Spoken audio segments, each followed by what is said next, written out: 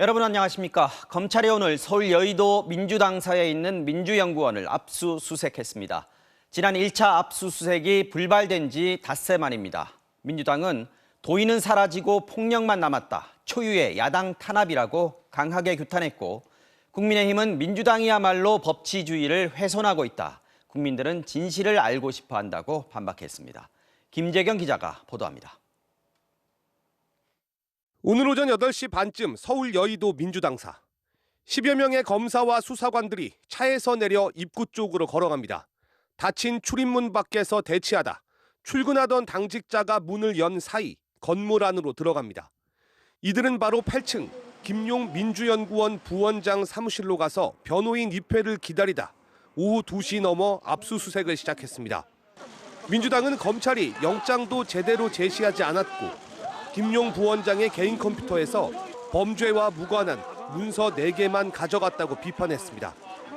민주당은 이제 협치는 끝났다며 강력 반발했습니다. 이재명 대표는 검찰이 압수수색을 시도하는 당사를 찾아 국정감사 중에 야당의 당사 침탈이라는 참혹한 일이 벌어지고 있다며 울먹였습니다.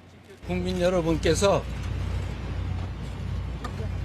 이 역사의 연장을 잊지 마시고 퇴행하는 민주주의 꼭 지켜주시기를 바랍니다. 민주당 의원들은 압수수색에 반발해 오전 국정감사를 중단하고 대통령실 앞에서 규탄 집회를 열었고, 수사의 공정성이 사라진 만큼 대장동 특검과 함께 김건희 여사에 대한 특검도 수용하라고 촉구했습니다. 윤석열 대통령이 떳떳하다면 이제라도 조작과 탄압의 칼춤을 멈추고 대장동 특검, 김건희 특검을 수용하십시오. 반면 국민의힘은 당사에 대한 압수수색 사례는 과거에도 여러 차례 있었다며 정당한 법 집행을 막지 말라고 반박했습니다. 대장동 특검에 대해서도 수용 불가 입장을 재차 강조했습니다. 대장동 특검에 대해서는 누차 말씀드린 바와 같이 지금의 국면을 모면해 보려는 물타기 꼼수에 불과하다. 우리는 받아들일 수 없다라는 일관된 입장입니다. 국민의힘은 또 이재명 당대표를 겨냥해 김용 부원장이 구속되고 유동규 씨를 통해 진실이 드러나고 있다며 민주당은 이재명 살리기 국감쇼를 중단하라고 목소리를 높였습니다. MBC 뉴스 김재경입니다.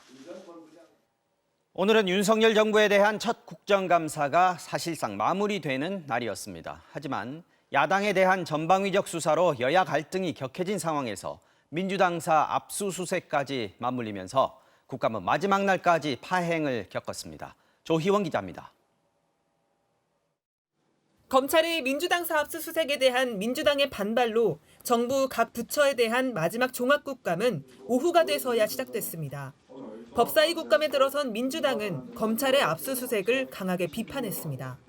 어떻게 아무리 야당이 밉다고 하더라도 국정감사의 한복판에 야당 당사를 압수수색을 할 수가 있습니까? 국회에 대한 도발이고 국정감사에 대한 도발이고 국정감사 방해 행위입니다. 국민의힘은 정당한 부패 수사라고 맞섰고, 한동훈 법무장관은 민주당의 특검 요구를 일축했습니다. 왜 민주당 전체가 이 김용 개인의 비리에 다 함께 빨려 들어가려고 하십니까? 자기가 수사받을 기관을 스스로 고르는 경우는 과거에도 없었고 그건 상식에도 맞지 않는다고 저는 개인적으로 생각합니다. 행정안전위원회 국감은 오후 늦게 시작된 이후에도 보복 수사를 중단하라는 민주당의 팻말을 놓고 여야 간 고성이 오갔습니다. 내로남불도 용수지. 내로남불? 내로남불? 떼세요. 떼세요. 그거 보고 떼라 마라 말합니까? 국방위 국감에선 서해 공무원 피격 사건과 관련해 과거 국방위 역시 월북으로 판단했다는 민주당과 허위 보고를 받은 것이란 국민의힘이 막판까지 충돌했습니다. 여야가 별 의견 없이 이견 없이 합의해서 이거 맞구만 하고 정리가 해서 넘어갔던 사안인데 이걸 권력이 바뀌었다 그래가지고 억지 결과를 만들어내서 우리 국방위원회 당시에 있던 위원들이 속임을 당하고도 지금 당한 거에 대해서 분개하지 않고 속임을 당한 그 자체의 부끄러움을 모르고 윤석열 정부 첫 국정감사는 오늘로 대부분 마무리됩니다. 여야의 갈등이 갈수록 격화되면서 이번 역시 민생 국감보다는 정쟁 국감이었다는 평가를 피하긴 어려워 보입니다. MBC 뉴스 조희원입니다.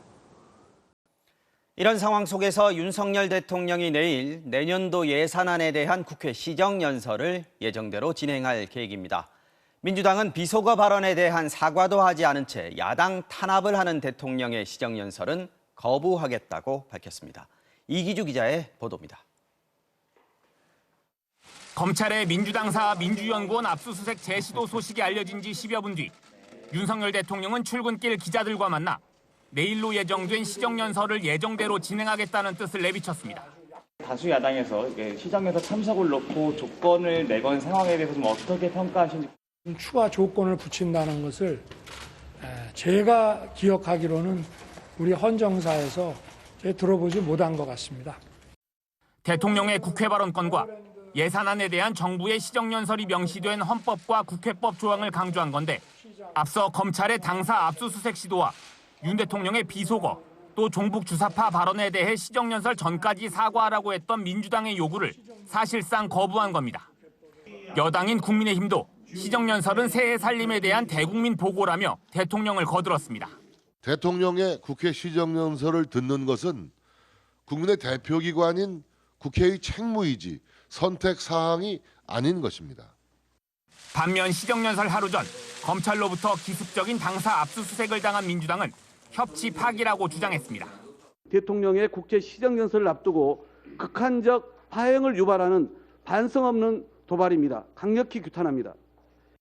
야당에 대해 비속어 발언을 하고도 사과하지 않는 대통령이 오히려 전방위 수사를 통해 야당을 탄압하고 있다며 시정연설을 거부하겠다고 밝혔습니다. 적반하장도 정도가 있습니다. 헌정사의 야당 국회의원들을 XX라 부르는 대통령은 없었습니다. 이런 야당 탄압을 일삼으면서 대통령의 시정연설에 들어와 박수라도 치라는 말입니까? 하지만 어떤 방식으로 윤 대통령의 시정연설을 거부할지에 대해선 연설 직전인 내일 오전까지 가봐야 할 것 같다고 여지를 남겼습니다. 야당의 거센 반발에 대통령실은 한때 국무총리가 대독에 나서는 방안도 검토했지만 결국 윤 대통령이 직접 시정연설에 나서기로 했습니다.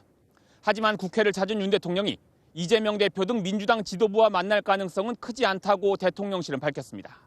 MBC 뉴스 이기주입니다. 검찰은 지금 구속 수감된 민주연구원 김용 부원장을 상대로 건네받은 걸로 보고 있는 돈의 사용처를 본격 조사하고 있습니다. 서울중앙지검 나가 있는 취재기자 연결합니다.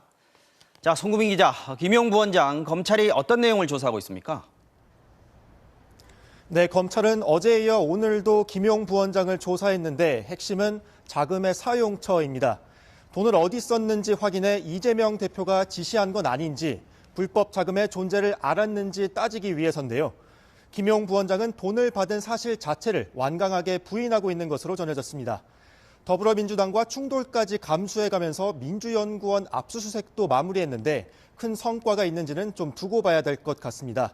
민주당에 따르면 검찰은 PC에 저장된 파일 4개를 압수했는데 모두 대선 자금과 상관없는 일반 문서들이라는 겁니다. 자, 오늘 김 부원장의 사무실인 민주연구원 압수수색도 마쳤는데 앞으로 수사 어떻게 전개될까요? 확대될 가능성이 있겠죠? 네, 구속기한은 최대 20일입니다. 그 안에 대선 자금 의혹을 최대한 밝혀내서 김용 부원장을 재판에 넘겨야 합니다. 이후 유동규 전 본부장이 진술한 다른 의혹들로 수사가 확대될 것 같습니다. 먼저 검찰의 과거 수사 결과를 살펴보면요. 지난 2013년 7월 무렵 남욱 변호사가 유동규 당시 본부장에게 미래 사업을 같이 하자며 자료를 전하자 유 전 본부장은 이재명 시장에게 보고해 사업을 맡겨줄 테니 돈을 만들어 달라고 답했습니다. 그러자 남 변호사는 2014년 6월 지방선거 전까지 자금을 주겠다고 말했습니다. 이게 미래신도시 비리사건 공소장 내용인데 검찰은 이재명 대표가 성남시장 재선에 나섰던 2014년 지방선거를 적시해놨습니다. 또 남욱 변호사가 유흥주점을 소개하면서 편히 술을 드시면 결제하겠다고 했고 유 전 본부장이 2013년 12월 여기서 성남시 고위직과 시의원을 접대했다고 적었습니다. 이재명 대표의 최측근 2명, 김용 부원장은 당시 성남시 의원이었고 정진상 당 정무조정실장은 당시 성남시 정책실장이었습니다. 유 전 본부장은 2014년 이들에게 거액의 현금을 전달했다고도 진술했는데 정진상 실장은 일고의 가치도 없는 허구 그 자체라며 언제든 당당하게 수사에 응하겠다고 밝혔습니다. 정진상 실장은 성남FC 불법 후원금 의혹으로 이미 검찰 수사 선상에 올라 있습니다. 검찰 수사가 두 측근을 징검다리 삼아서 이 대표를 향해 다가가는 모양새입니다. 지금까지 서울중앙지검에서 전해드렸습니다. 자, 법원에선 대장동 사건 재판이 계속 진행되고 있는데요. 최근 석방된 유동규 전 본부장도 이 재판에 출석하면서 김용 부원장에게 돈을 건넸다는 그의 입에서 추가 폭로가 나오지 않을까 취재진이 온종일 유 전 본부장을 뒤따랐습니다. 입을 굳게 닫고 있던 유 전 본부장은 법정을 나선 뒤 1년간 감옥에 있으면서 사람이 제일 무섭다는 걸 깨달았다며 배신감을 토로했습니다. 다만 이재명 대표가 몰랐을 리 없다고 한 지난 주말 인터뷰 내용은 대선 자금 얘기가 아니라고 밝혔습니다. 신재훈 기자가 정리했습니다. 석방 이후 두 번째로 법정에 출석한 유동규 전 본부장은 다시 입을 닫았습니다. 대선 자금은 이재명 대표 직접 지시가 있으셨던 건가요? 점심 식사를 위해 법정에 나설 때도 마찬가지였습니다. 주말 사이 자택까지 찾아온 취재진에게 이재명 대표가 김문기를 모를 리 없다. 자신과 셋이 호주에서 같이 골프 치고 카트까지 타고 다녔다고 말하는가 하면 양파를 까다 보면 속이 나오지 않겠냐. 10년간 쌓인 게 너무 많다.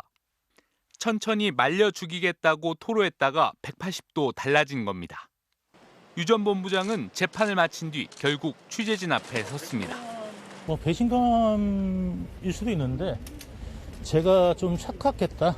형제들이라고 불렸던 이제 그런 사람들의 어떤 생각이나 내용들이 함께해도 좋겠다 이런 생각을 했었지만 상당히 다르구나. 구체적인 진술 내용은 답하지 않았습니다. 김용 부원장이 거대한 조작의 중심에 섰다 뭐 이런 심경을 밝혔다고 하는데 거기에 대해서 한마디 좀 부탁드리겠습니다. 네. 그거는 검찰에서 밝힐 일이라서. 다만 이재명 대표가 몰랐을 리 없다고 한 주말 인터뷰 내용은 대선 자금 얘기가 아니라고 밝혔습니다. 대선 자금 관련해서 이재명 대표 직접 지시가 있었는지. 네, 그 사항은 아닙니다. 그 다른 사안에 대해서 말씀드린 거고요.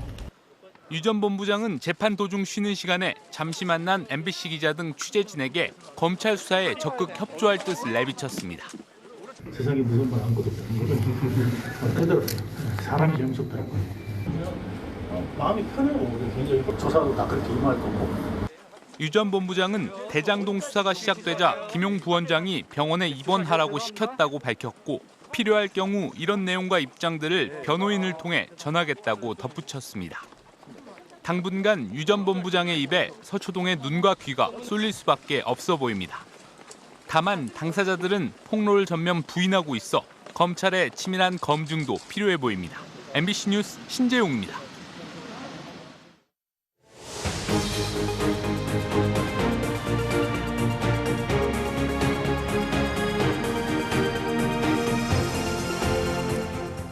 이어서 다음 소식 전해드리겠습니다. 173명을 태운 대한항공 여객기가 오늘 새벽 필리핀 세부 공항에 비상 착륙했습니다. 악천후 속에서 착륙을 시도한 지 3번 만에 가까스로 내렸는데 이 과정에서 비행기가 활주로를 벗어나면서 심하게 파손이 됐습니다. 다행히 승객들과 승무원들은 비상 탈출 장치로 기내를 빠져나와서 인명 피해는 없었는데요. 당시 긴박했던 상황을 먼저 김윤미 기자가 전해드리겠습니다. 대한항공 KE631이 인천에서 필리핀 세부를 향해 이륙한 건 우리 시각으로 어제 저녁 6시 35분. 승무원 11명과 승객 162명이 타고 있었습니다. 기종은 A330-300. 단번에 미국도 갈 수 있는 대형 비행기입니다. 4시간 반을 날아 밤 11시쯤 세부 막탄공항 상공에 도착했습니다. 하지만 첫 번째 착륙 시도는 실패. 승객들은 당시 비행기 흔들림이 심상치 않았다고 말합니다. 기장님이 방송으로 기상이 너무 안 좋아서 안전을 위해서 해양을 했다고 다시 보완을 했다. 15분 뒤 기장은 두 번째 착륙을 시도합니다. 이번엔 바퀴도 내렸습니다. 활주로에 바퀴가 닿을 정도로 고도도 낮췄지만 또다시 실패하고 맙니다. 이제 활주로에 닿는데 꽉 소리가 났거든요. 소리가 너무 컸어요. 이후 KE-631은 공항 상공을 30분가량 맴돌다 결국 비상 착륙을 결정했습니다. 승무원분들이 이제 머리 실경하면서 막 소리를 지르시면서 하시더라고요. 진짜 심각한 상황이구나. 하지만 속도를 줄이지 못한 탓에 활주로를 이탈해 숲풀에 가까스로 멈춰섰고 승객들은 비상 탈출 장치를 이용해 비행기를 빠져나와야 했습니다. 다행히 크게 다친 사람은 없었지만 1시간에 걸친 3번의 착륙 시도와 비상 착륙, 승객들은 극도의 공포에 떨어야 했습니다. 조명 같은 것도 막 영화에서처럼 깜빡깜빡 뒤에 있는 승객분 막 우시고 막 비상 착륙한다는 거 듣고선 죽을 수도 있겠다는 생각을 했죠. 대한항공은 현지 기상 악화로 비상 착륙을 시도했다며 탑승객과 가족들에게 심려를 끼쳐 송구하다고 밝혔습니다. MBC 뉴스 김윤미입니다. 천만다행으로 인명피해는 없었지만 이번 사고가 왜 일어났는지 그 원인에 대해서 관심이 쏠리고 있습니다. 아직까지 파악된 정보가 많지 않기 때문에 추정 자체가 조심스러운 상황이지만 사고 당시의 정황 또 목격자들의 증언을 토대로 다양한 가능성이 제기되고 있는데요. 배주한 기자가 정리했습니다. 사고 기체는 여전히 세부 공항에 그대로 있습니다. 크레인을 못 구해 견인에 애를 먹고 있는데 기체가 옮겨지고 나야 사고 조사에도 속도가 붙을 것으로 보입니다. 일단 브레이크 시스템이 고장난 것 아니냐는 추측이 조심스럽게 나오고 있습니다. 두 번째 착륙 시도 중 바퀴가 지면에 닿으면서 기체가 충격을 받았을 가능성이 있다는 겁니다. 두 번째 착륙을 시도할 때는 이제 바퀴가 완전히 닿았거든요. 뒷바퀴는 닿았는데 앞바퀴는 안 닿은 것 같아요. 근데 닿고 바로 또 고어라운드를 하시더라고요. 이때 충격으로 브레이크 시스템이 고장이 났고 이 때문에 최종 착륙 후 활주로에서 속도를 못 줄였다는 추정입니다. 날씨 영향도 무시할 수 없습니다. 사고 당시 현지엔 비가 내린 탓에 활주로가 젖어 있었고 가끔씩 돌풍도 불었던 걸로 전해졌습니다. 날씨가 계속 안 좋아가지고 구름 지나갈 때마다 비행기가 엄청 흔들리더라고요. 이 밖에 세부 공항의 계기 착륙 장치 ILS가 현재 고장인 점도 원인 중 하나란 지적입니다. ILS는 항공기가 활주로에 착륙할 수 있도록 돕는 설비입니다. 정확한 원인은 항공기 블랙박스 분석, 세부공항의 비행 기록, 관계자 진술 등을 종합해야 나올 걸로 보입니다. 복합적인 이유로 사고가 나기 때문에 전반적인 걸 다 봅니다. 그날의 기상, 그다음에 항공기의 결함 여부, 뭐 이런 거 모든 것들을 다 조사를 해야 되기 때문에 시간이 되게 오래 걸려요. 다만 여러 악조건 속에서도 인명피해가 없었던 것 천만다행이라는 반응도 나옵니다. 정부는 사고 조사관 3명과 항공안전감독관 2명을 세부 현지로 보내 필리핀 정부의 사고 조사에 참여시킬 계획입니다. MBC 뉴스 배주환입니다. 필리핀 세부 공항은 사실상 마비가 된 상태입니다. 사고로 부서진 기체를 치울 때까지는 정상적인 운항이 불가능한 상황인데요. 한국으로 돌아와야 하는 승객들은 꼼짝없이 발이 묶였습니다. 이어서 김정인 기자가 전해드리겠습니다. 세부 막탄공항은 사실상 운영이 중단됐습니다. 이 때문에 귀국 비행편을 이용하려던 승객들 모두 발이 묶였습니다. 특히 세부발 인천행 제주항공 탑승객 177명은 기내에서 대기하다 결국 내려야 했습니다. 10시 50분까지 탑승이 완료돼서 출발을 한다고 기다리는 상태였거든요. 거의 2시간 이상 기다린 다음에 이륙이 아예 불가능할 것 같으니까 내려달라고 하더라고요. 대한항공 승객 120여 명, 진에어 156명도 귀국하지 못한 채 현지 숙소에서 대기 중이고 세부퍼시픽 여객기 등은 아예 결항됐습니다. 일단 세부공항은 내일 새벽 1시까지 활주로를 폐쇄하겠다고 통보한 상황. 다만 공항에 도착해 있던 작은 규모의 여객기 일부만 이륙이 허가됐습니다. 덕분에 제주항공 여객기는 조금 전 세부공항을 떠나 인천으로 향하는 중입니다. 현지 공항으로부터 단일 통로 항공기, 네로바디 항공기만 이륙할 수 있다는 공지를 받아 금일 현지 시간으로 17시, 한국 시간으로는 18시에 항공기가 복귀할 예정입니다. 하지만 다른 항공편 이용객들은 언제 세부공항을 떠날 수 있을지 기약할 수 없는 상황. 탑승객들은 발만 동동 구르고 있습니다. 저도 이제 출근해야 되는데 이제 못한다고 이제 연락을 하고 다 해놓긴 했지만 그런 사정 없는 분이 누구 있을까? 다 진짜 여기 딱 갇혀 있는 거예요.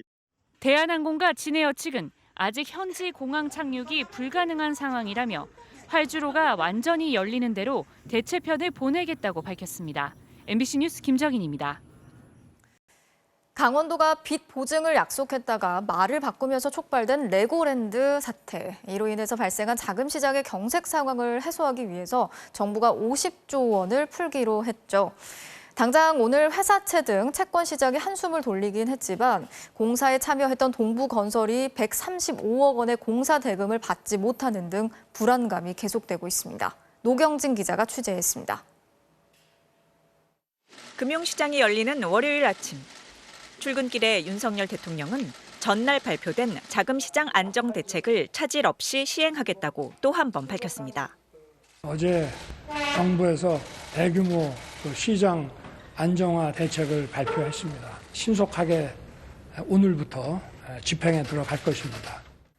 정부의 안간힘에 호응하듯 지난주 금리가 급등하던 채권 시장은 소강 상태로 접어든 모습입니다. 3년 만기 국고채 금리는 0.19%포인트 떨어졌고 우량 회사채 금리는 0.14%포인트 넘게 하락하며 장을 마감했습니다. 하지만 이대로 마음을 놓을 수는 없다는 게 시장의 시각입니다. 이번 사태에 발단이 된 레고랜드는 2년 전 2,050억 원의 채권을 발행해 돈을 빌렸습니다. 강원도가 보증을 서줬습니다.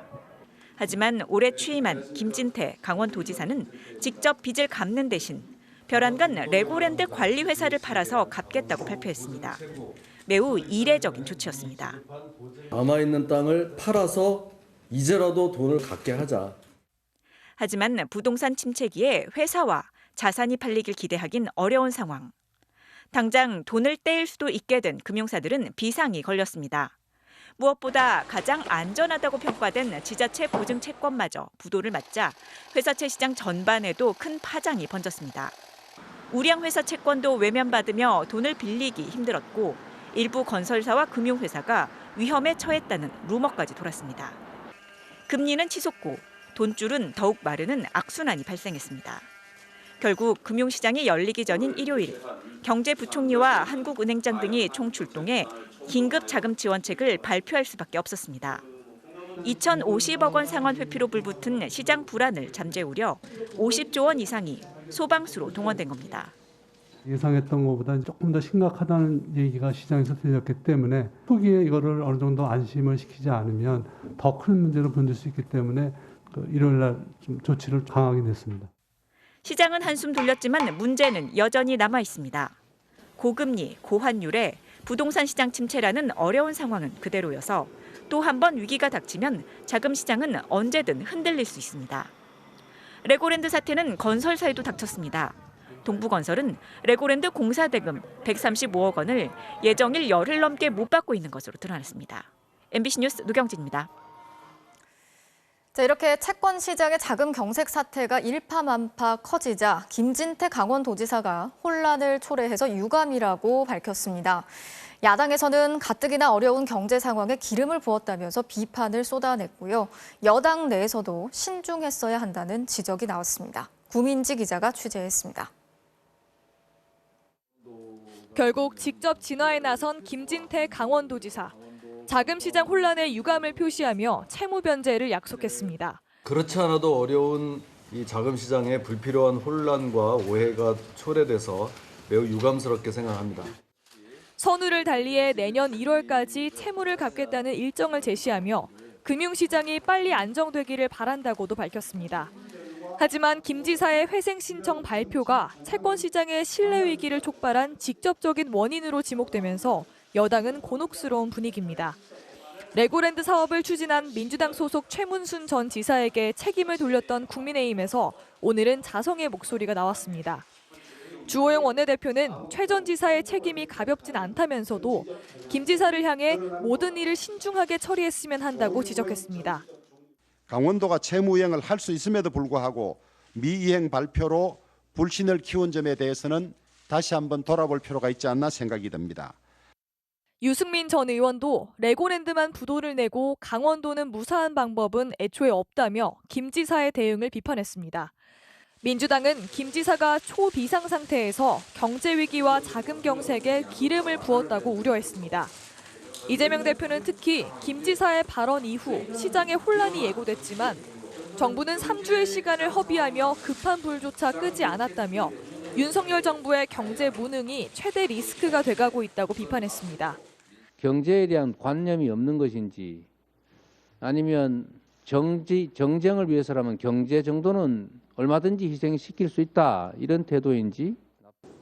오늘 국회 기획재정위원회 국정감사에서도 휘발유가 꽉 찬 상황에서 라이터 불을 튕겼다며 김진태 지사를 겨냥한 야당 의원들의 질타가 이어졌습니다. MBC 뉴스 구민지입니다.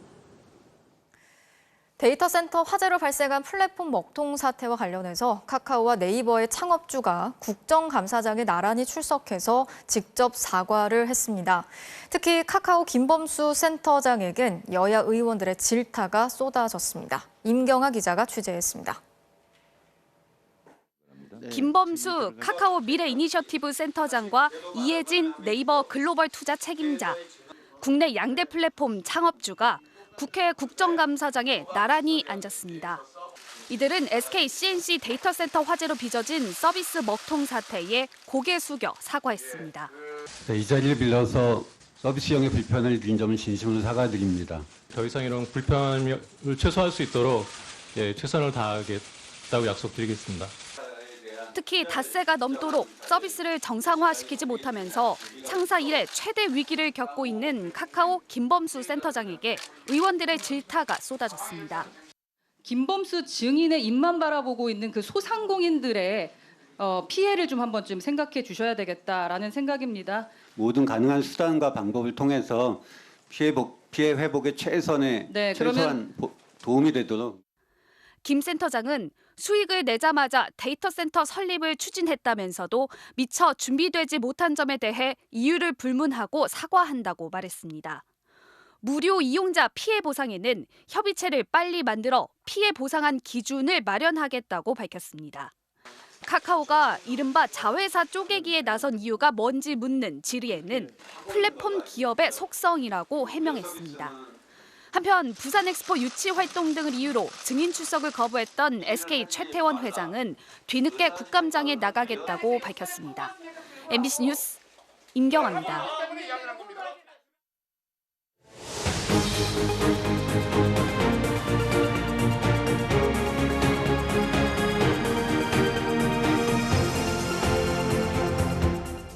오늘 새벽 북한 상선 한 척이 서해 북방 한계선 NLL을 넘어 남쪽 3.3km 지점까지 침범했습니다.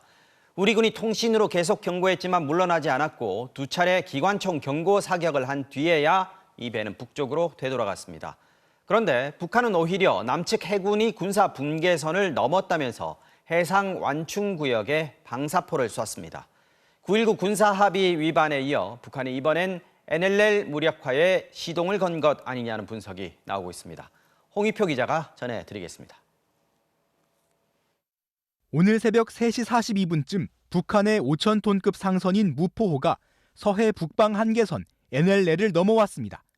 NLL 북쪽에서 접근하던 무포호는 우리 군의 1차 경고 통신에 아랑곳하지 않고 오히려 남측 선박이 북한 해역에 들어왔다고 주장하며 남쪽으로 계속 내려왔습니다.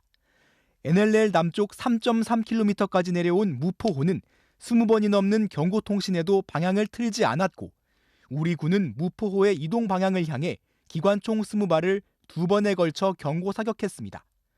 약 40분 동안 NLL을 침범한 무포호는 새벽 4시 20분쯤 NLL 북쪽으로 돌아갔습니다. 북한 상선이 NLL을 침범한 것은 지난 2017년 1월 이후 약 5년 9개월 만입니다.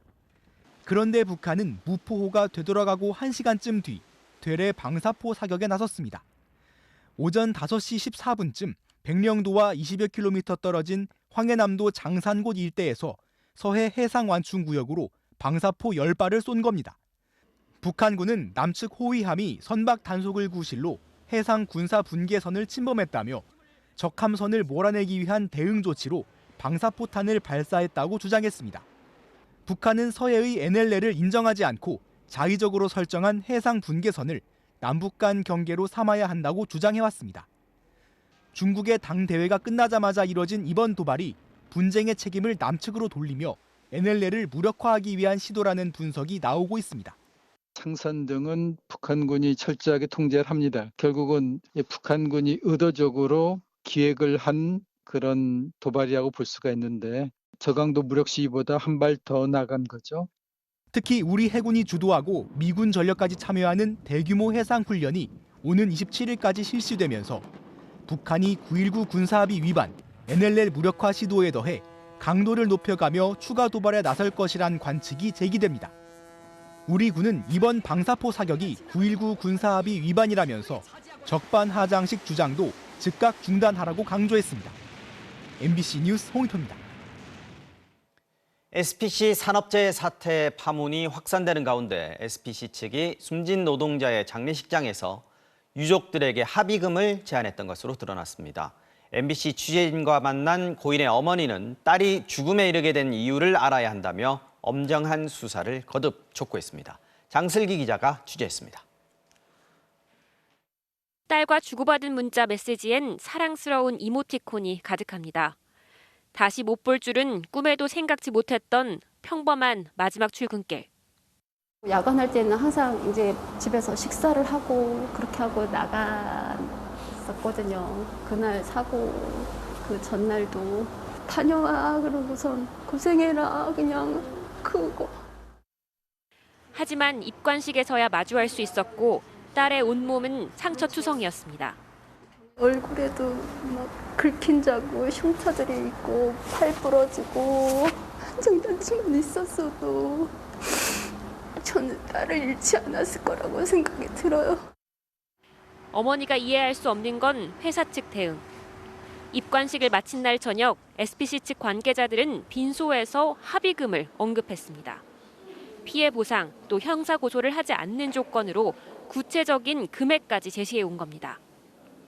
금액은 제시를 했었는데 겨를도 없고 그러니까 그거를 이용을 해서 합의를 하려고 일부러 거기서 죽치고 앉아가지고 있었던 거라고 저는 생각이 들거든요.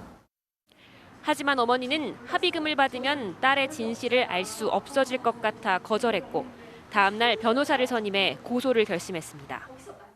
SPC 측이 장례식장에 빵을 보내온 것도 어처구니가 없었다고 합니다. 어떻게 그 사망자가 나온 거기서 만든 빵을 그 장례식장에다 갖다 놓냐고요. 그게 말이 되냐고. 그 뒤로 아니요, 전혀 없었어요. 어머니가 인터뷰에 응한 그 시간, 국회 국정감사에는 SPL 강동석 대표가 출석해 의원들의 추궁을 피해가고 있었습니다. 너무나 안타까운 사고가 발생한 점에 대해서 제가 대표로서 진심으로 회사가 무한 책임이 있다고 생각하시죠? 그 부분에 대해서는 현재 조사가 진행 중이기 때문에 넘어가겠습니다. 국감을 지켜보던 어머니는 SPC 측의 사과에 진정성이 없다며 분통을 터뜨렸습니다. 그냥 분노가 막 치밀어 올라요. 잘못한 거를 뭐 인정을 어쨌든 해야 될 거 아니에요. 책임을 질 사람은 저는 처벌이 됐으면 좋겠어요. SPC 측은 유족과의 합의 시도와 관련해 유가족들이 슬픔을 딛고 일어서실 수 있도록 최선을 다해 예우해드리고자 노력하고 있다고 밝혔습니다. 경찰과 고용노동부 등은 오늘 오전 사고가 난 평택 공장을 합동 감식했습니다. MBC 뉴스 장슬기입니다.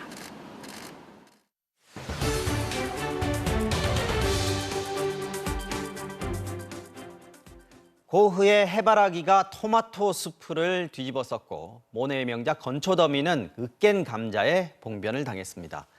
최근 세계 곳곳에서 값비싼 유명 미술 작품들이 이렇게 연이어 순환을 겪고 있습니다. 이유는 모두 같았습니다. 누가 왜 이런 짓을 벌이고 있을까요? 신정현 기자가 보여드리겠습니다.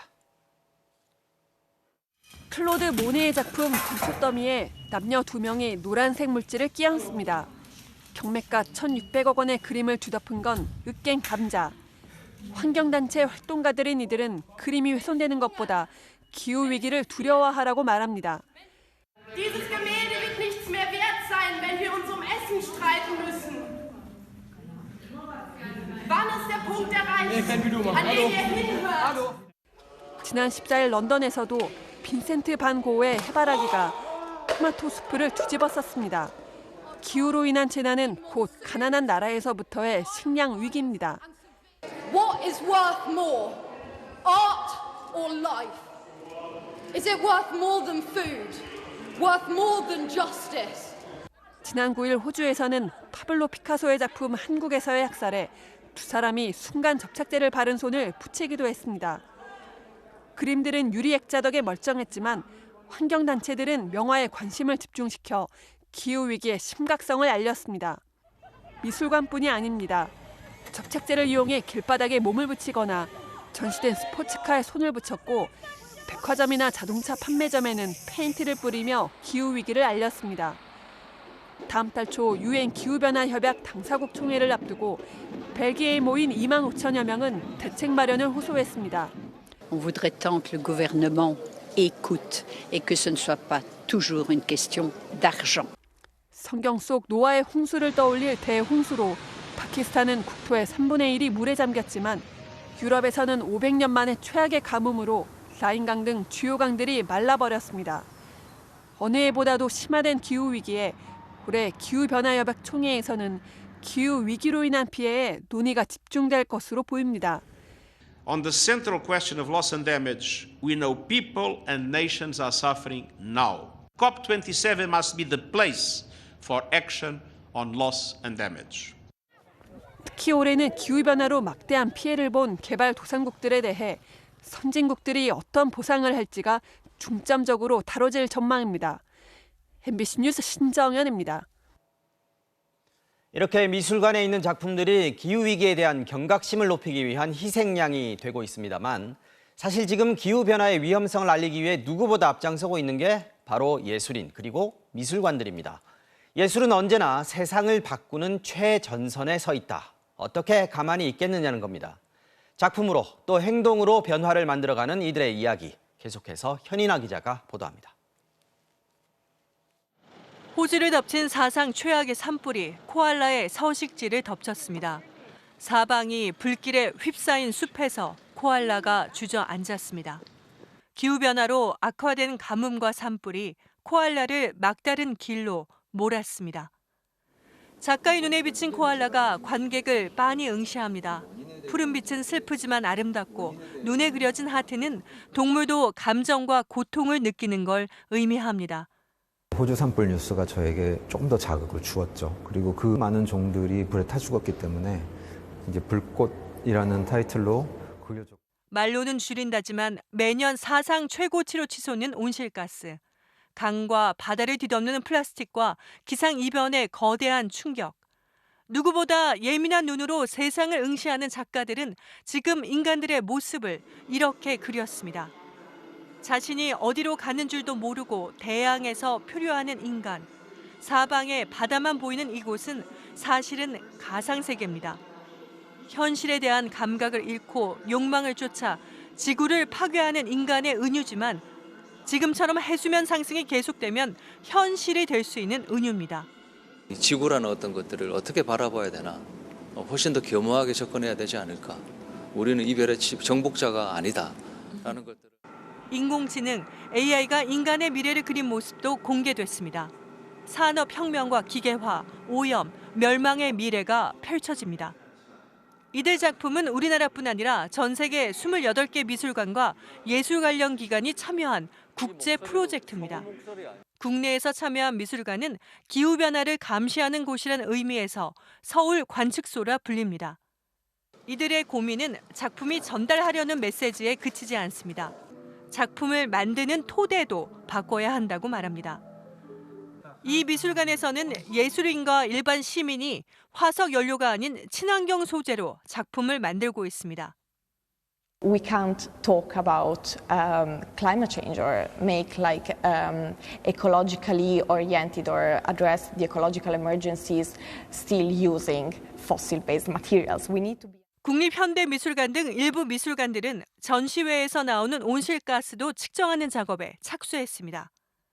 순수하게 전시와 관련된 부분에 있어서는 대략 70에서 100톤 CO2 정도가 지금 확인이 되고 있습니다. 하지만 이들이 이렇게 하는 이유는 예술이 세상을 바꾸는 강력한 수단이라고 생각하기 때문입니다. Artists cannot stay behind. That's very important because also very often artists are already on the forefront. 변화를 이끌어내고 싶은 겁니다. 그러니까 그림은 세상을 변화시킬 수 있다고 생각하거든요. MBC 뉴스 현인아입니다.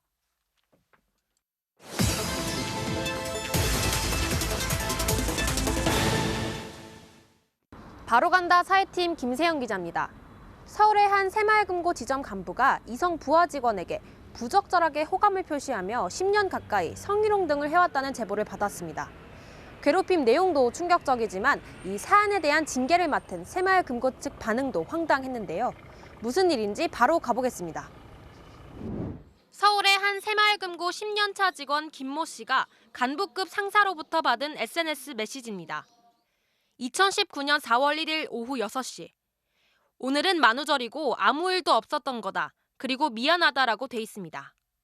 무슨 일이 있었던 걸까? 그날 아침 이 상사는 자신의 차량으로 같이 출퇴근을 하자며 집요하게 요청했습니다. 부담스럽다며 거절했지만 소용없었습니다. 그냥 제가 편한 대로 제가 걸어 다닐게요. 이게 더 불편한 것 같아요. 아니. 퇴근하고 걸어가는 게 더 편해요. 그냥 그렇게 할게요. 안 해요. 안 타요. 그러자 오후에 SNS 메시지를 보내온 겁니다. 김 씨가 운동 겸 걸어 다니겠다며 재차 정중히 거절했지만 이 간부는 아침에만 그렇게 하라면서 계속 카풀을 요구했습니다. 이 같은 압박은 석 달 가까이 계속됐습니다. 차 안 타고 그냥 따로 가겠습니다 하면은 왜 내가 너 어떻게 한대? 내가 너 어떻게 잡아먹는데? 약간 이런 식으로. 그 이전 메시지도 심상치 않았습니다. 모 부장을 잘 챙겨라. 나는 가겠다. 그대는 나보다 모 부장이 우선이다. 술 취했는데 질투난다고 보내온 겁니다. 회식 때 자신보다 해당 부장과 더 친해 보였다는 이유입니다. 내가 뭐가 좋으냐면 초딩이라고 생각해라. 부장은 너무 편하고 나는 불편하게 생각하는구나. 그러던 이 간부는 다른 SNS 단체방에서 해당 부장이 수고 많으시다고 하자 그대의 응원은 별로라고 답하고 제가 무슨 무리를 일으켰냐고 묻자 그걸 알려줘야 하냐며 면박 주기도 했습니다. 피해자가 이성 직원에게 친절하게 인사하는 모습이 보이기라도 하면 피해자는 물론 인사 대상이 된 직원까지 표적으로 삼았습니다. 그냥 한명하고만 그냥 더 친하면 뭐야 하시는 거니까.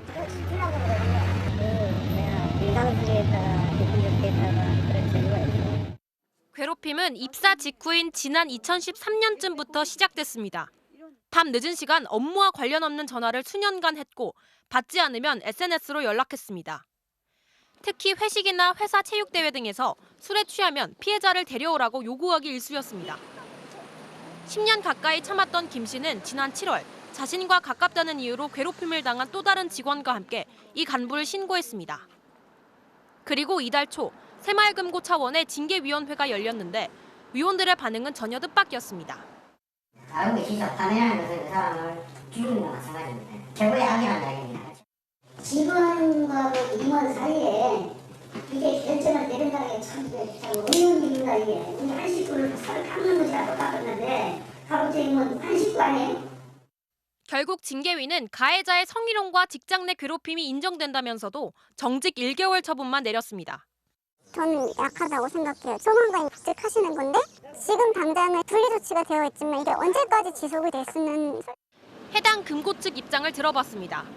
솜방망이 징계라는 지적에 동의하면서도 내부 사정상 어쩔 수 없었다고 말합니다. 지금 경제가 너무 어렵잖아요. 본인도 잘못했다고 하시고 저희가 결산도 내야 되고 금고 사정이 저희가 있잖아요. 다른 직원들은 이 같은 괴롭힘을 방조했냐는 질문에는 조직 문화를 언급했습니다. 저희가 다 알죠. 조직 문화가 과거에 지금까지도 좀 그래 왔었어요. 될 수 있으면 조금 부당하다고 느껴도 좀 참고. 징계 절차까지 끝났지만 가해자의 복귀까지는 2주도 채 남지 않았고 피해자의 두려움은 오히려 더 커지고 있습니다. 바로 간다 김세영입니다. 의사 면허도 없는 한 의료기기 업체의 대표가 난치병 환자들을 치료해 주겠다면서 뜨거운 돌판을 갖다 대고 치유라고 주장하던 현장. 저희가 지난 5월에 바로 간다 코너를 통해서 보도해 드렸는데요. 경찰이 이 업체의 대표를 구속하고 공범 등 3명을 입건한 것으로 확인됐습니다. 유서영 기자가 단독 취재했습니다. 코로나 바이러스도 3시간이면 소멸되고 말기 암까지 물리친다고 홍보하던 경기도 안산의 한 치유센터. 저 한 장 들어왔어요. 죄송합니다. 폐암 3기. 돌판을 달고 아픈 곳에 가까이 되면 어떤 병도 치유할 수 있다던 대표는 당시 기자의 얼굴에까지 돌판을 들이댔습니다. 눈을 떠요? 눈을 뜨시라고? 내 책임져 여기서. 당장은 내 책임이지. 의사 면허가 없는데도 효과가 의심되는 의료 행위를 하면서 일부 환자들의 항의를 받으면 오히려 화를 냈습니다. 여보세요. 수술을 하지 말다. 상처를 건드려서도 안 되고 여기 와서 그대로 치료를 받아야 돼. MBC 보도 이후 피해자들의 신고를 접수하고 수사에 착수한 경찰은 지난 18일 업체 대표 이모 씨를 의료법 위반과 업무상 과실치상 등의 혐의로 구속했습니다. 경찰은 두 차례 압수수색에서 확보한 CCTV 등을 통해 이 씨의 불법 의료 행위를 확인한 것으로 알려졌습니다. 경찰은 본부장 직책으로 센터 운영을 총괄한 공범 임모 씨와 모집책 2명도 입건했습니다. 다이어트 캠프를 이용해 환자들을 끌어모으고 무면허 의료 행위를 방조한 혐의입니다. 경찰에 따르면 이 업체가 지난 2018년 3월부터 지난 5월까지 벌어들인 돈은 2억 6천만 원. 이들은 2년 전에도 공산품을 의료기기로 과대 광고한 혐의로 재판에 넘겨졌지만 벌금형만 받고 영업을 계속해왔습니다. 경찰은 이번 주 내로 이들을 검찰로 넘기고 수사를 마무리한다는 계획이지만 이들과 관계된 또 다른 업체가 비슷한 수법으로 수도권 지역에서 영업을 이어가고 있는 것으로 알려졌습니다. MBC 뉴스 유서영입니다. 자, 지금 보시는 이 장면, 후진타오 전 중국 국가주석이 진행 요원들에게 이끌려 나가는 모습인데 세 번째 임기를 시작하는 시진핑 주석보다 더 주목을 받았던 장면이 됐습니다. 이렇게 갑자기 퇴장을 하게 된 이유에 대해서 여러 가지 해석이 나오고 있는데요. 일단 시진핑 주석의 무소불위 권력의 시대가 시작됐다는 걸 보여주는 장면이라는 점은 확실해 보입니다. 베이징에서 이혜인 특파원이 전해드리겠습니다. 지난 22일 열린 중국 공산당 당대회 폐막식. 시진핑 주석이 지켜보는 가운데 진행 요원이 후진타오 전 주석의 팔을 잡아 끕니다. 후 전 주석이 뿌리치자 아예 겨드랑이에 손을 넣어 일으켜 세우려 합니다. 한참 동안 이어진 실랑이 끝에 후 전 주석은 자리에서 일어났지만 불만이 가득한 얼굴입니다. 일어선 뒤에도 나가기를 주저하던 후진타오. 결국 진행 요원의 손에 이끌려 주석단을 떠났는데 시진핑 주석에게는 굳은 표정으로 짤막한 말을 건넸고 자신의 측근인 리커창 총리에게는 격려하듯 어깨를 살짝 잡아줬습니다. 후진타오의 퇴장은 비공개로 진행하던 폐막식을 언론에 공개한 직후 이루어졌습니다. 중국뿐만 아니라 전 세계가 지켜보고 있다는 것을 알고 있었다는 것으로 후진타오의 퇴장을 놓고 다양한 해석이 나오는 이유입니다. 일부 외신들은 후진타오가 리커창 총리 등 자신의 측근들이 지도부에서 배제된 것에 대한 분노의 표시로 퇴장했다는 해석을 내놓고 있습니다. 잔치상에 재를 뿌리려 했다는 겁니다.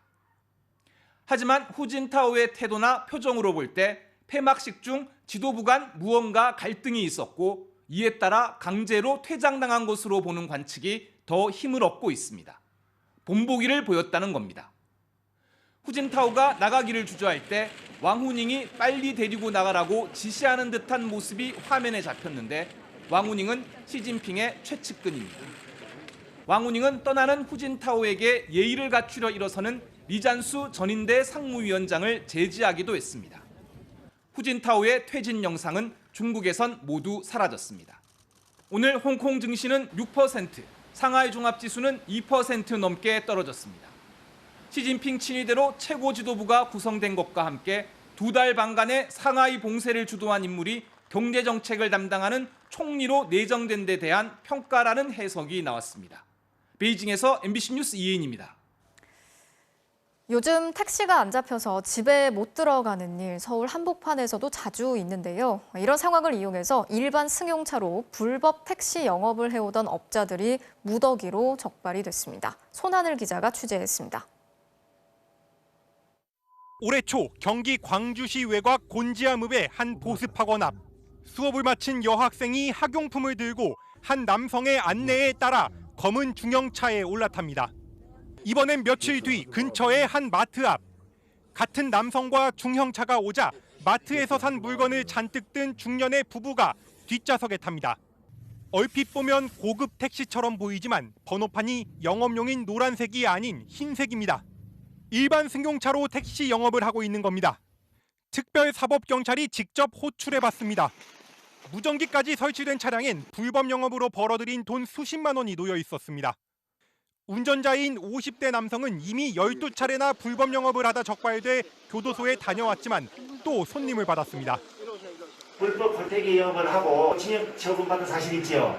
징역 6개월 받고 4개월 살다 나왔습니다. 얼마를 동종 범죄가 있나요? 12번 정도 있습니다. 또 다른 50대 남성도 경기 평택시 외곽 산업단지에서 승합차로 불법 영업을 하다 붙잡혔습니다. 안 도망가요. 일단 내리시고. 내리시라고. 이건 무전기예요? 무전기고. 어디 볼 소식이에요? 불법 운송 차량을 이용하다 사고가 나면 보험 처리가 어렵다는 문제가 있습니다. 범죄에 노출될 우려도 있습니다. 실제로 이번에 붙잡힌 한 운전자는 성폭력 전과 2범에 폭력은 4범으로 음주운전과 뺑소니 전과까지 있었습니다. 면허 없이 책임보험이나 종합보험을 더하지 않았기 때문에 안전하지는 못한 거죠. 시민 입장에서는. 이게 폭행 이런 전가범들이 많기 때문에 시민들이 제2의 범죄로 노출된다는 것은 이 같은 불법 영업은 과거 서울 강남의 유흥가나 심야의 기차역에서 기승을 부렸지만 코로나19 이후 택시 잡기가 힘들어지자 수도권 외곽 지역까지 확대된 걸로 보입니다. MBC 뉴스 손하늘입니다. 오늘 오전 서울 월드컵대교 공사 현장에서 50대 노동자가 작업을 하다가 물에 빠져서 목숨을 잃었습니다. 하천에 떠있는 부유시설 위에서 추락 방지용 그물을 설치하다가 사고를 당한 것으로 확인됐습니다. 차현진 기자가 취재했습니다. 황토색 철제다리 위에 소방대원들과 경찰이 모여 있습니다. 그 앞으로 대원 2명이 물살을 가르며 부표로 이동해 구조 작업을 벌입니다. 오늘 아침 9시쯤 서울 월드컵대교 남단 나들목 부근 공사 현장에서 작업 중이던 노동자 2명이 물에 빠지는 사고가 발생했습니다. 40대 남성 1명은 헤엄쳐 나와 목숨을 건졌지만 심정지 상태로 구조된 50대 남성은 병원으로 옮겨진 뒤 숨졌습니다. 숨진 노동자는 하천에 떠있는 부유시설 위에서 추락 방지 그물을 설치하다가 물에 빠진 것으로 조사됐습니다. 사고가 난 부유시설은 월드컵대교 남단에 안양천을 가로지르는 다리를 만들기 위해 설치한 것인데 이 시설이 뒤집히면서 최대 수심 3m인 물속으로 추락한 겁니다. 해당 공사는 삼성물산이 맡고 있었고 물에 빠진 노동자 2명은 모두 하청업체 소속이었습니다. 당시 작업 중이던 노동자들은 모두 구명조끼를 입고 있었지만 부유시설이 갑자기 뒤집혀 사고가 난 것으로 보입니다. 월드컵대교 가교 설치 작업 중에 사고 작업하다가 그게 전복된 것 같아요. 해당 공사는 총 금액이 50억 원을 넘어 중대재해처벌법 적용 대상입니다. 시공사인 삼성물산은 유명을 달리하신 노동자에 대해 깊은 애도를 표한다며 이런 불상사가 다시는 발생하지 않도록 근본 대책을 마련하겠다고 밝혔습니다. 고용노동부는 사고 발생 즉시 작업 중지 명령을 내리고 조사관을 현장에 보내 사업주가 안전조치를 제대로 했는지 조사하고 있습니다. MBC 뉴스 차현진입니다. 마약 떡볶이, 마약 김밥. 언젠가부터 마약이라는 단어가 붙은 상품과 식당들이 많아졌죠. 그런데 앞으로는 이런 간판들을 볼 수 없게 될지도 모르겠습니다. 최근 청소년들 사이에서 마약 범죄가 증가하면서 정부가 마약이 들어가는 이름의 사용을 규제하는 방안을 검토하고 있습니다. 김태욱 기자가 취재했습니다. 대전의 한 배달 전문 떡볶이 가게. 간판에는 떡볶이 앞에 마약이라는 문구가 적혀 있습니다. 한 번만 먹어도 중독될 수 있다는 뜻인데 더 이상 이 문구를 쓸 수 없을 것으로 보입니다. 장사도 안 되는데 사업자부터 다 바꿔야 되는 상황이잖아요. 맛있어서 중독될 수 있다는 뜻으로 떡볶이나 김밥 앞에 마약을 붙이면서 청소년들이 마약을 좋은 의미로 받아들일 수 있다는 지적이 나왔습니다. 실제로 우리나라 10대 마약 사범은 지난 2017년 69건에서 지난해 309건으로 5년 사이 3.5배 가까이 폭증했고 국회에서는 마약 같은 유해 약물을 음식 앞에 쓸 수 없도록 하는 식품표시광고법 개정안이 발의됐습니다. 마케팅의 수단으로서의 효용성 이 부분만을 인식하는 문제가 있는 인식이다라는 그런 판단을 하게 됐고 마약을 좋은 뜻으로 광고하는 사례가 늘면서 특허청에는 최근 5년 사이 마약 명칭이 들어간 상표 출원이 150건이나 접수됐지만 특허청은 미풍 양속을 해친다는 이유로 받아들이지 않았습니다. 특허청에서는 기본적으로 마약이나 아편, 대마 이런 용어가 들어가는 명칭에 대해서는 상표 등록을 이제 거절해 왔습니다. 지난 2018년 마약 베개로 상표 출원이 접수되자 특허청과 특허심판원은 등록을 거절했지만 특허법원은 지난 2019년 마약이라는 단어가 들어있다는 것만으로 공공질서나 선량한 풍속을 해할 것으로 단정짓기는 어렵다며 특허청의 거절 결정을 불허했습니다. 법률 개정안이 기존 판례와 충돌하는 것 아니냐는 지적에 대해 특허법원은 재판부가 감안해 판결할 것으로 본다고 입장을 밝혔습니다. MBC 뉴스 김태욱입니다. 8명의 사상자가 발생한 대전 현대 아울렛 화재 참사가 난 지 한 달이 됐지만 화재의 원인에 대한 조사는 여전히 지지부진한 상황입니다. 그런데 화재 당시에 불과 연기의 확산을 막아주는 방화 셔터의 절반 이상이 작동을 하지 않았던 것으로 확인됐습니다. 김지혜 기자가 단독 취재했습니다. 지하 1층 주차장에서 난 불로 7명이 숨지고 1명이 크게 다친 대전 현대 아울렛 화재. 숨진 이들의 사인은 모두 질식사로 불보다 연기 피해가 컸습니다. 그런데 MBC 취재 결과 지하 주차장에 설치된 방화 셔터 7개 가운데 절반 이상이 화재 당시 작동하지 않은 것으로 확인됐습니다.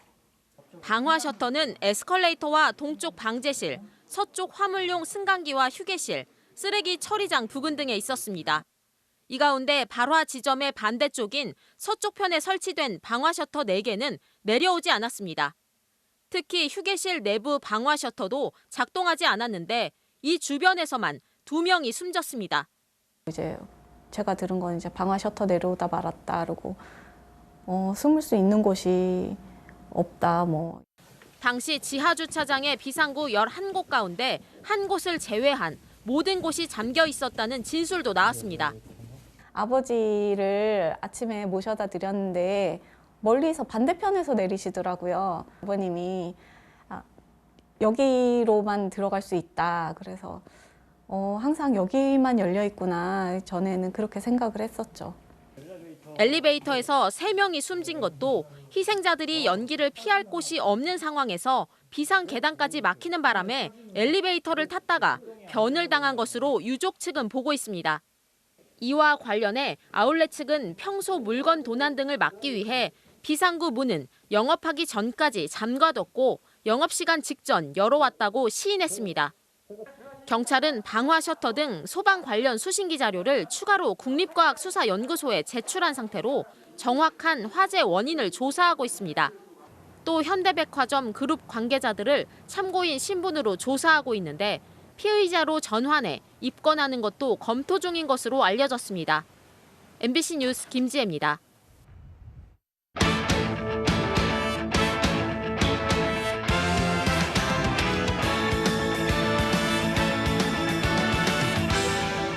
월요일 밤 스포츠 뉴스입니다. LG와 키움의 프로야구 플레이오프가 일찌감치 매진된 관중 열기 속에 막을 열었는데요. 초반 수비 집중력의 차이가 1차전 승부의 분위기를 좌우하고 있습니다. 송기성 기자가 현재 상황 전해드립니다. 6년 만에 플레이오프를 기다려온 LG와 준플레이오프 5차전 혈투를 넘어온 키움. 가을 야구에서 명승부를 연출해온 두 팀의 팬들로 플레이오프 1차전은 일찌감치 매진 사례를 이뤘습니다. 쌀쌀한 날씨 속에 경기 초반 승부는 수비 집중력에 좌우되는 분위기입니다. LG는 베테랑 김현수의 과감한 슬라이딩 캐치와 포수 유강남의 정확한 송구로 기세를 올렸습니다. 반면 키움은 수비에 발목이 잡혔습니다. 2회 말 원아웃 주자 1, 2루 위기에서 이루수 김혜성이 치명적인 송구 실책을 저질러 선취점을 내줬습니다. 3회 초 키움의 득점 기회에서도 수비가 희비를 갈랐습니다. LG 문보경이 김혜성의 애매한 타구를 놓쳤다가 다시 잡아내는 장면이 나왔습니다. 이후 분위기는 더욱 LG 쪽으로 기울었습니다. 키움 좌익수 김준환의 느슨한 수비가 나오자 홍창기가 과감하게 2루까지 파고들었고 곧바로 김현수가 적시타를 때려 주자를 홈으로 불러들였습니다. 이어 키움 유격수 김희집과 중견수 이정후가 어이없는 실책을 잇따라 저지른 사이 LG는 2점을 더 얻어 4대0까지 달아났습니다. 키움 푸이거가 큼지막한 투런 홈런으로 추격에 불씨를 살린 가운데 7회 현재 LG가 6대2로 앞서가고 있습니다. MBC 뉴스 송기성입니다. 17년 만에 울산을 K리그 정상에 올려놓는 데 앞장선 이청용 선수가 데뷔 첫 MVP를 차지했습니다. 팀을 하나로 만든 리더십이 높은 평가를 받았네요. 17년 만에 차지한 울산의 역사적인 우승으로 마무리된 올 시즌 K리그. 울산 주장 이청용이 프로 데뷔 16년 만에 생애 첫 리그 최우수 선수로 뽑혔습니다. 감독과 선수, 기자단 투표에서 과반이 넘는 지지를 받았는데요. 올 시즌 3골에 어시스트 2개로 공격 포인트 면에서는 팀 동료 엄원상이나 레오나르도에 비해서 많이 뒤졌지만 최다 준우승팀이라는 꼬리표를 떼고 울산을 원팀으로 만든 리더십에서 높은 평가를 받았습니다. 우리 팀에서 이상이 제일 잘 어울리는 선수는 우리 팀에서 가장 많은 골과 또 도움을 기록한 원상인 것 같은데요. 내 개인적인 MVP는 원상아 바로 너야. 감독상도 울산의 차지였는데요. 지휘봉을 잡은 지 2년 만에 팀을 정상에 올려놓은 홍명보 감독이 최고 사령탑으로 선정됐습니다. 최종전에서 2골을 터뜨려 극적으로 득점왕에 오른 조규성은 시상식 패션은 물론 소감도 독특했는데요. 네, 감사합니다. 너무 짧았던 데는 이유가 있었네요. 아까 전에 급하게 화장실 갔다 오느라 이제 갑자기 이게 돼가지고 좀 당황스러워서 수상소감을 말 못했는데 23세 이하 선수 가운데 최고의 활약을 펼친 선수에게 주는 영플레이어상은 강원 양현준이 받았습니다. 여자 프로농구도 오는 30일 개막하는데요. 이번 시즌에 임하는 선수들의 각오를 재미있는 포즈로 보시죠. 오늘 밤 스포츠 뉴스였습니다.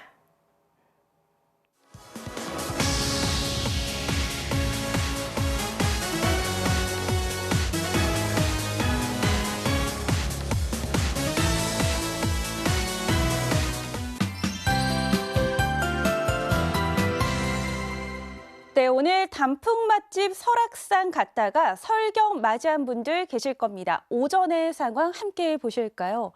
이 새벽부터 강해진 눈발에 순식간에 온통 하얗게 변해버렸고요. 현재까지 16cm가량의 적설이 기록되면서 17년 만에 10월 대설주의보도 내려졌습니다. 이 눈 때문에 고지대의 산행이 통제되기도 했는데요.